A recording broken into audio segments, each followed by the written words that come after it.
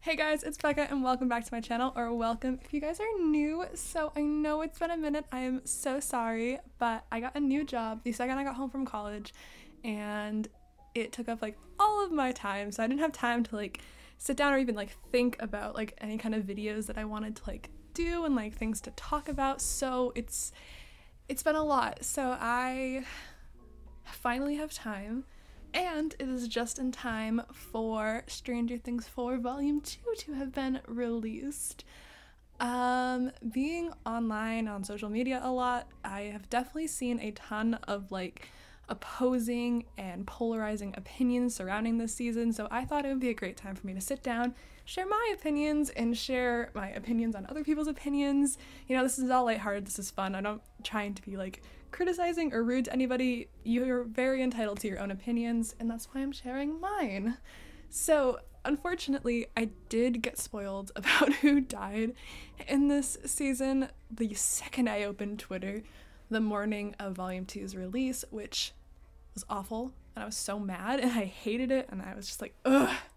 Of course, I thought there was gonna be like a grace period, you know? I thought there was gonna be a grace period where people would maybe just be really good about like tagging their spoilers on Twitter, but no, there was not. I was very angry. So whatever, at least I knew it was coming. I still cried the entire time basically because I was just like waiting for it, just waiting for those scenes to happen. But you know what?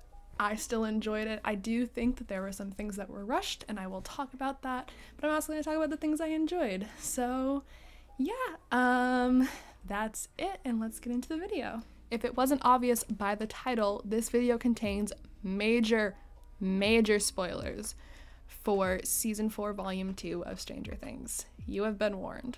I think that overall this season was pretty cohesive, and I generally liked that they split the season into two parts. I think this is generally the best way to bridge the two models of streaming services releasing shows that we're seeing currently, which is the binge model, which is what Stranger Things is, whereas you get like the weekly updates model, which you see with all of the Disney Plus shows.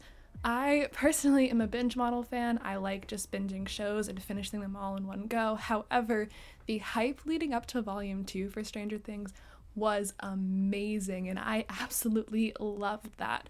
I think it was a good way for them to still kind of keep their show relevant for longer while still allowing them to do sort of like binge model things. I think it worked great. I really enjoyed that they did that. I do wish they'd kind of like maybe made the two parts a little more even rather than just doing like two really long episodes for Volume 2, but that's just my opinion.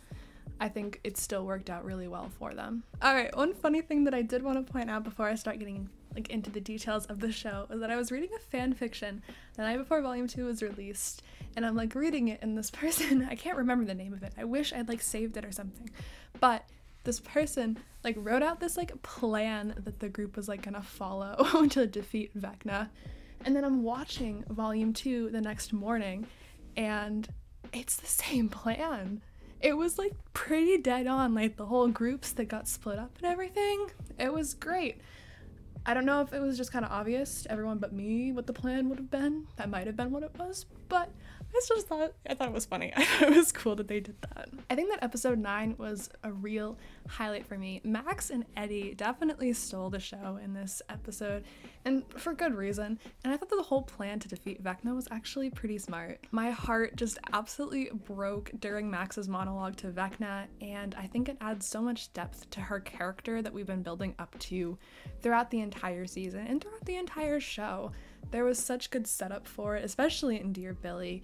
I think this was such an important moment for the audience to be able to see, and for Max to be able to voice her concerns and all of the things that have been like troubling her since the previous summer, and I think it was just such a fantastic moment. Sadie Sink absolutely killed it here. She was outstanding, and it was so good. Max's entire fight with Vecna either had me like tearing up or just full out crying. Unfortunately, I went into the season knowing what was going to happen to her, and I was just waiting for it. Granted, what I had seen made it seem like she like fully died, so like I was kind of waiting for that. So the fact that she didn't really die was good. I'm glad. But I was waiting for it, which made it even harder, I think. I was just like, when's it gonna happen? When's it gonna happen? And it was so difficult for me to watch. Watching the moment where she was like levitating and Lucas was fighting against Jason and Jason broke her Walkman. It was just so heart-wrenching. You knew that she didn't want to die, and her whole like little like talk with Lucas towards the end was just it was so, I keep saying heart-wrenching, but it just broke my heart. The two of them did such a fantastic job in that scene. It was so well done. They deserve all of the awards. It was so good. And it was so hard because you knew she didn't really want to die. Like, even with her monologue, you knew she didn't really want to die, and she only agreed to it because she thought she was going to be saved. Because when she got to that moment, she didn't really want to die. I don't know how to describe it. It broke me. It broke me. It was also so hard to watch Lucas struggle to fight Jason because you knew how badly he wanted to get to Max to save her. Their little scene before her whole confrontation with Vecna, where he invited her to the movies, was just the sweetest thing ever. I want only the best for the two of them. I love them so much, and that little scene reminded me so much of Joyce and Hopper's little like date exchange at the end of season 3, and that was just as heart-wrenching as that. It was, oh my goodness, I don't know how to describe it. It was so I don't know. I'm struggling to put it into words how much this hurt me. Lucas and Max are probably my favorite couple in the entire show, and I think it's mostly just because I cannot picture them with anyone else. They are so perfect for one another, and no matter what, they always seem to come back to one another, and that's why I want the best for them. They deserve that. Despite everything that they have gone through, they both care about each other so much, and there doesn't seem to be anything that will come in the way of them ever. Now, when Max's bones started to like break, I really thought that was gonna be it for her. I had this like tiny sliver of hope that somehow 11 would be able to defeat Vecna before it was too late, but my hope really started dwindling at that moment. I'm like, no, please, I don't want to watch her die. I really thought that like she wasn't gonna be able to like have like one last conversation with her friends or even like just Lucas, and that hurt so much because you know how much Max cares about her friends, like all the letters that she wrote like during Dear Billy and all that stuff. Like, it just hurt knowing that there's a chance she might not actually be able to like talk to them one last time. However, the moment where she is dying in Lucas's arms and 11 is there with her in her mind is just the most heartbreaking. Max talking about how she couldn't see or how she couldn't feel anything and that she was scared and didn't want to go, that she wasn't ready, had me sobbing. I was crying so hard in that moment. I do love the fact that they were able to put the two people that she seems to care about the most, Lucas and 11, in that scene, and I think that was great that the two of them were there for her. And it was so perfectly heartbreaking. Then you get the moment where 11 does heal her, and it's so good, and it really demonstrates how strong their friendship is. I love this scene for being able to demonstrate how much both Lucas and 11 care for Max. Now we need to talk about Eddie. I had a pretty good feeling that Eddie wasn't going to be making it out of this season. Stranger Things has quite the habit of introducing a very fun and lovable character at the start of a season and then killing them off in the final episodes. They did it with Bob in season 2, they did it with Alexi in season 3, and now, of course, they have done it with Eddie in season 4. So the second he was introduced, I kind of had this gut feeling that he was going to be the victim of this, like, once per season death. I was kind of hoping it wouldn't be because he's a fun character and I thought he was a great addition to the group. However, it did seem like it was gonna be him and that was going to bite the bullet in the end. There's also a ton of foreshadowing like about Eddie's death, with him constantly saying that he's not a hero, that he always runs, everything like that. The fact like they included that so many times, it would have been very cheap and not great writing if they didn't have some sort of payoff for that. Granted, they didn't necessarily need to have him die, but I think they needed to do something at least to show that by the end that he actually was a hero and he wasn't the coward that he thought he was. I think that Eddie's death scene was actually done pretty well. He knew that they needed to keep the bats distracted for longer than they had, otherwise their friends may not succeed in killing Vecna. And I think this was the perfect moment for him to show that he really is a hero deep down. I think that it is really good that he was able to hold out on its own for as long as he did, because I think that made his death seem a lot less cheap. Because if he had just been like riding his bike away and then they got him while he was on the bike, it would have just been like, wow, that really felt kind of pointless. What he did end up really helping his friends and kept the Demobats distracted for as long as they needed it to, and his talk with Dustin as he was dying was also so heartbreaking, but I think it really like put a good conclusion to his character, so I thought they did a good job with it.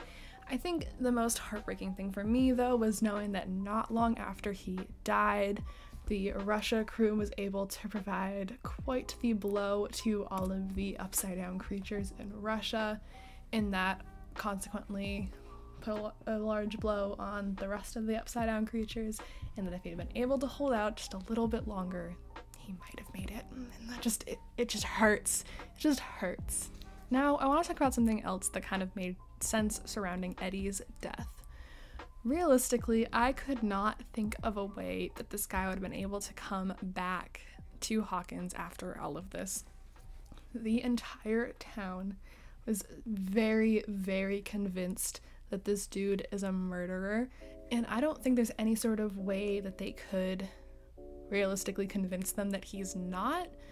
Like, they're not gonna tell everybody about the Upside Down. They're not gonna do that, and that'd be like the only like realistic way that they could like prove his innocence. But like it doesn't really make sense, and there doesn't seem to be any sort of explanation for how he would be able to come back to Hawkins. He'd either have to come back and be on the run for the rest of his life, or he would have to come back and just get arrested. The sad truth is he never would have graduated, and he most likely wouldn't have gotten a happy ending even if he made it out alive. I know it's harsh and it's really sad, but it's unfortunately the truth. Alright, this is gonna go off topic a lot, but one of the things that I wasn't the biggest fan of was the whole like military thing. I felt like it was kind of pointless. It only really served as a way to get the California crew like moving, which I think they could have done that in a much better way that didn't involve bringing the entire United States military into the equation. And I mean, they also killed Brenner at the end, which never gonna complain about that one, but it just felt like there was much better ways that they could have done this without needing to bring the whole military into it. In retrospect, the whole thing just kind of felt a little bit out of place, and I think it would have been a lot more meaningful if they were able to get those two things to happen without the military involved. I think if there had been like a stronger conflict between Brenner and Owens, that could have been the main climax to that whole part. And I think that would have been better than trying to bring the whole military in.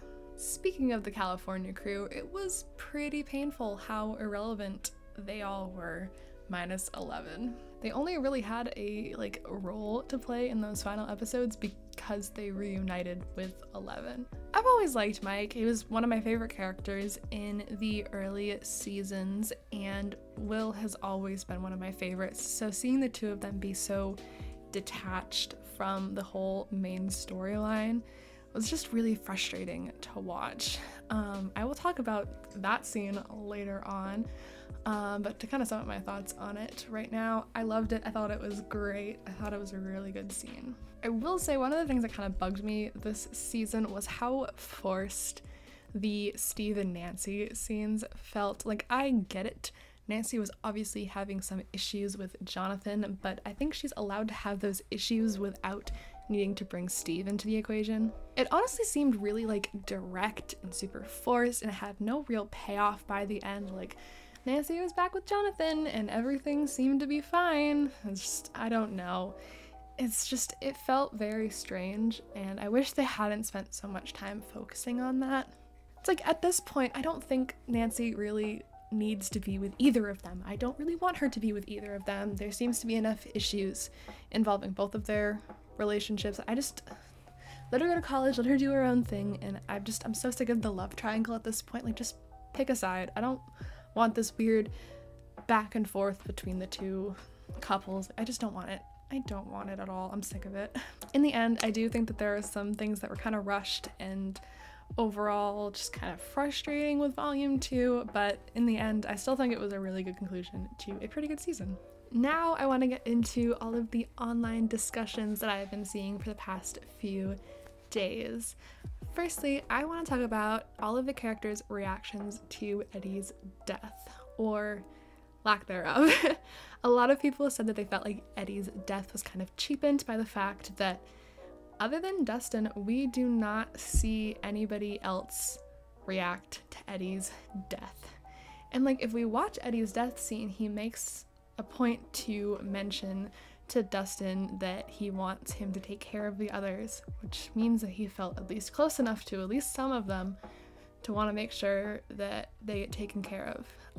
And the fact that we didn't get to see anyone react to that kind of cheapens the moment. I mean, if the writers were very dead set on doing the 2 days later skip, it makes sense that like we didn't see any of like the Hawkins group react to it, but the least they could have done was have Dustin tell Mike, because Mike wasn't there and Mike doesn't know, and other than Dustin, I think Mike was probably the closest to Eddie because of the whole Hellfire group. Like, we should have had at least Dustin telling Mike. They didn't want to have the rest of the Hawkins group react, that's fine. At least we should have had Dustin tell Mike. There's also been a lot of discussion with people feeling like the season was kind of pointless and not much really happened, and nothing had really changed by the end of it, and I completely disagree. Just because there wasn't as many deaths as we were expecting, or the fact that Vecna probably wasn't defeated by the end of it, doesn't really mean that it was pointless. I saw one person make this comparison online, and I think it really sums up what this season, what the next season are going to be. They said that season 4 was like the Infinity War of Stranger Things, and that season 5 is going to be the endgame. Vecna will serve as Thanos, a villain who has been there from the beginning, but has only really made his presence known recently, and is only a real like threat and villain to the group recently. There was also the whole big group being split up into different locations. We have the Hawkins crew, the California crew, and the Russia crew, similar to how the Avengers were split up. And each group had a role to serve in attempting to defeat the villain. In the end, while they do a lot of damage to the villain, it still isn't enough, and he is able to succeed in his original plan. I know a lot of people have their issues with Infinity War, but I've never really seen it argued that it was pointless because the characters lost. There's a lot for the characters to learn from their defeat, or like kind of like half win. There's also some deaths of important characters. Although they may not have been the main characters, they heavily impacted the other characters and their motivations moving forward. No doubt that Eddie's death is going to be a strong motivation for at least Dustin moving forward, and what happened to Max is going to be a strong motivation for Lucas and Eleven. I think it's difficult to judge how meaningful a season of a show is until the whole show is over. While the physical states of most characters are relatively the same, by the end of the season, the emotional states are drastically different, and that's going to play a big role going into the next season, hopefully. If they don't, and I'm wrong, you can come back to this video and make fun of me once season 5 comes out. Kind of piggybacking off of that point, I have seen some people argue that they felt the scale of the show was too big, and that the smaller scale of the previous seasons was a lot better. Well, I also did fall in love with the supernatural small town of Hawkins. There's only so much that a show can do in one location. The majority of season 3 did take place in the Starcourt Mall, which is a brand new location, added to the show that season. So I think it makes sense that they did try and expand it outwards. They also need to keep the show fresh and entertaining. Obviously, if you stay in Hawkins the entire time, it's just gonna kind of feel like the same thing over and over again. The previous season introduced the Russians, so it's really not surprised that a small part of the season did take place in Russia. On the other hand, I do agree that taking it all the way to California and having so much of the show take place in California was just a little bit much. I fully understand that by the end of season 3, Joyce wanted just to get as far away from Hawkins as possible. I fully get that. However, I think there could have been a better way to keep those characters like in the plot and not have them feel so detached from it. Now, there is a lot of things that I need to talk about when it comes to the California crew, and I am going to start with the character that I feel has been suffering from the poor writing the worst, and that is going to be Mike Wheeler. I've been a Mike defender basically since the show started. He was one of my favorite characters in the early seasons, as I mentioned before.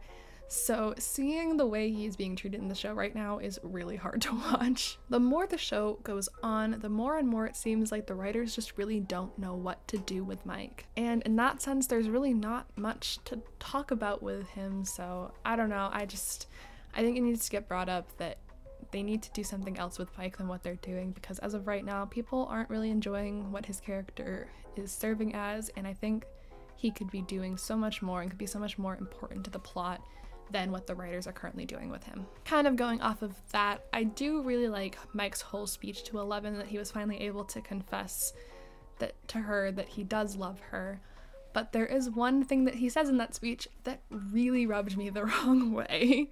And I'm guessing you probably know what it is. It was the moment when he tells Eleven that his life started the day he met her. What happened on the day that he met Eleven? Oh, I don't know. His best friend disappeared? So you get Mike, who told Will in season 2 that the best thing that he ever did was go up to him and ask to be his friend in kindergarten, then turns around and says that his life started the day that he met Eleven in front of said best friend who went missing. No, it really irritates me that he said that. I have a hard time thinking that this was intentional by the writers, because that just feels like such a low blow to Will. I think it's unintentional in the same way that the day they went to the roller rink being Will's birthday was unintentional, but it's still so irritating to hear him say that. I also just have a hard time thinking that there was nobody in that writer's room that made that connection. And it's just so frustrating that made it into the final cut of the episode. I just can't believe that. Now, I don't want people to take this as me being someone who's very angry that Mike and Will didn't get together at the end of this season, because that's not what this is. This is me being upset that the writers do not seem to care about Will as a character at all and seem to be doing everything in their power to spite him, whether it's intentional or not. I just want him to be able to find some happiness in this show, and the writers seem to be doing everything they can to make sure that doesn't happen. Finally, I want to talk about one of the biggest discussions that I've been seeing going around involving Volume 2, and that is Will's sexuality. I have seen a lot of people upset that Will didn't just come out and say that he was gay right out loud, and he didn't confess his pretty obvious feelings for Mike, and we're just kind of underwhelmed by the whole scene. And they said it wasn't explicit or clear enough, and they should have just done more to show it. I don't want to invalidate anybody's feelings about this. If you're upset about it, you have every right to be, but I strongly disagree with the fact that it wasn't as clear enough or obvious enough. When I first watched the scene where Will was talking about Eleven's feelings for Mike, it couldn't have been more clear to me that he was talking about himself in this scene. I will say I obviously spent a lot of time analyzing media, so maybe for that reason it was easier for me to pick up on, but Even my mom, who doesn't spend as much time, or any time analyzing media in the same way that I do, was able to pretty clearly pick up the fact that Will was talking about himself in that scene. I actually really like the way the scene was done, and it does seem to really fit well with Will's character. Will has never been the type of person to just come out and say what he is feeling, and often pushes his feelings away for the sake of others. He usually doesn't come out and actually say how he's feeling about anything until somebody asks about it, and even then it takes a lot for that person to get him to actually say something.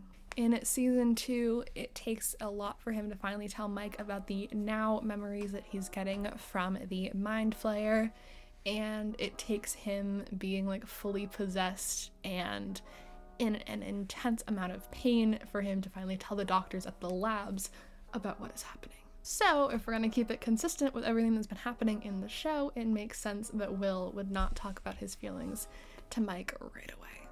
In regards to the scene though, I do not blame Mike for not picking up on what Will was trying to tell him. He is obviously very worried about Eleven in that scene and his kind of feelings of inferiority involving his place in the party. He obviously has a lot on his mind in this moment, and then Will comes out and tells him that he is a really important member of the party and that Elle really does care about him, and that's a lot for him to process and think about. It's just what he really needed to hear in that moment, so of course that's what he's thinking about, and isn't really gonna pick up on kind of the subtext that Will was trying to say in this scene. However, I literally cannot come up with any way that he did not hear Will sobbing right next to him in that van. There's no way. Speaking of this scene, it is also so clear that Jonathan does pick up on what Will was trying to say here. Just from his look back in the mirror at Will, we can definitely tell that even though Will's message did not get through to Mike, it certainly got through to Jonathan. There's also a lot of people online that were mad that the conversation between Will and Jonathan in the pizza parlor that we saw in the trailer was not Will officially coming out to Jonathan. Well, I understand the frustration that it wasn't as official as some people wanted it to be. I do think that it was really, really heavily implied. I absolutely love the conversation that the two of them have here, and it is such an important heart-to-heart that the two of them needed to have. What Jonathan says to Will: because you're my brother, and I love you. And there is nothing in this world, okay? Absolutely nothing that will ever change that. Is such an important thing for Will to hear. I mean, we know from Will's speech to Mike that he views himself as different, and that's most likely due to his sexuality. And then being told by his brother that there is absolutely nothing in the world that is going to stop Jonathan from being there for him and loving him and helping him is just really what Will needed to hear in that moment.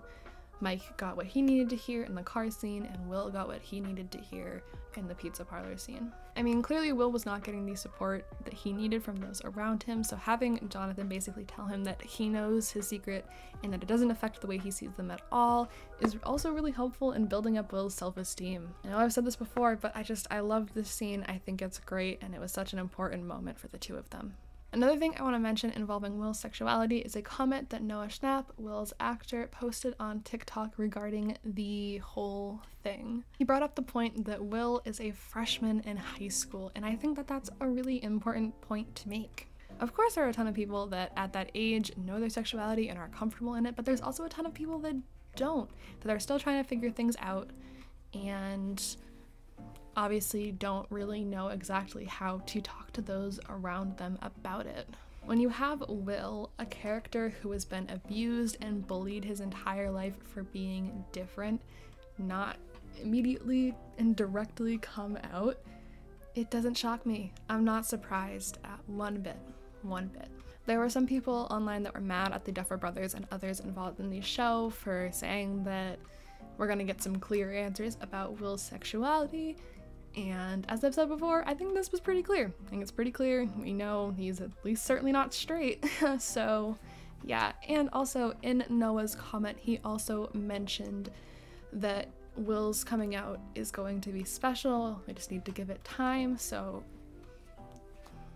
still have a whole nother season, people. Still have a whole nother season. This might just be a me thing, but I have been hurt by so-called promises that things people involved in shows have made or said about the shows not actually happening, especially involving like ships and sexualities. If you know what I'm talking about, you know what I'm talking about. So when all of this was coming out from the people working on the show, and you got all of the Byler support from the cast, I knew I had to take it with a grain of salt. I know it's super frustrating when this does happen, but as someone who has been in like TV show fandoms for a long time, it just doesn't get me angry in the same way that it used to, because unfortunately I just kind of expect it now. It's not great, but it seems to just kind of be a part of being in a TV show fandom.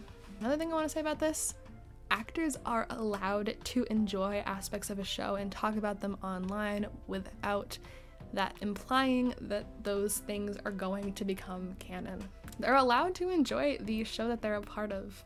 It's not a crime to want to talk about the projects you are working on and the things that you enjoy about them with other people that enjoy that. I mean, that's what we're doing. Why can't the actors do that in the same way?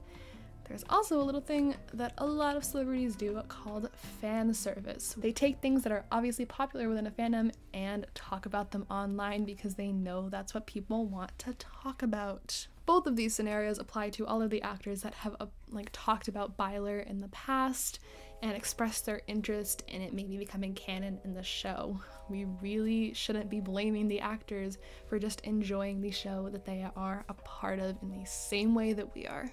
I do want to end this video on a positive note and talk about one other of my favorite moments from this season. After sad crying for almost 4 hours straight, the reunion between Elle and Hopper was just what I needed, and immediately I started crying again. Luckily, it was happy tears. The scene was just absolutely adorable, and I loved when they were like comparing their new haircuts, and then the moment where Elle said that she always kept the door open 3 inches just broke me. Elle's reunion with Joyce was also super sweet, and I'm really hoping that we get more scenes of the Byers Hopper family in the next season. On that note, I can't believe I didn't talk about Joyce and Hopper. I loved every scene with the 2 of them. They just made me so happy, and I'm just so happy that they're finally together and they finally got that moment. It was so long overdue, and I am so happy that they're finally going to be able to have their date at Enzo's. I do want to end this off by saying, even though I definitely did have some issues with some of the things in Volume 2, I did really enjoy it, and I do think it was worth the 3-year wait. As of right now, I've only watched those final 2 episodes once because it has been a super emotional few days for me, and I do not want to put myself through even more emotional turmoil. No, I'm not here for that. Hopefully I will be able to go back and watch those final 2 episodes at a later date because I want to be able to see all of the things that I probably missed. I mean, I'm sure there's a lot I missed through all of the tears, but whatever. Anyways, I want to know what you guys think of Volume 2 and Season 4 as a whole. What was your favorite moment, and what was something that you think they could have changed to make it better? Please let me know in the comments. I do have a ton of other Stranger Things videos planned in the future if that's what you guys want to see. I want to do some kind of character deep dives with Steve, Max, and Will. Those are the ones I have started right now, so please also let me know which one you guys would want to see first. Anyways, that's gonna be it for the video. I hope you guys enjoyed it, and if you did, please give this a like and subscribe for more Stranger Things content like this. And I will see you guys in the next video. Bye!